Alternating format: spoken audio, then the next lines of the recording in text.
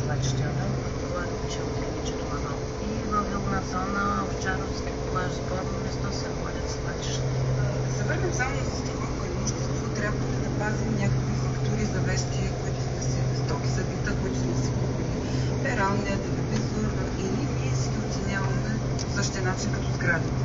Може, като излиза от бизнеса на всяка една стока и с 30% намаление да се пази фактурите. Значи това не е цената, която струват. Следно да завършим с един апел към хората. Имаме ли сметка за застраховане? Според мен да. Колко пари не струва това? Говорим за едно жилище от 60-100 квадрата за годината. При най-добрите условия. Значи ако е 60 квадрата жилището, това е в порядъка на 50 лева максимум и до 30 години. Viva, viva me, te paso con vino, una noche loca.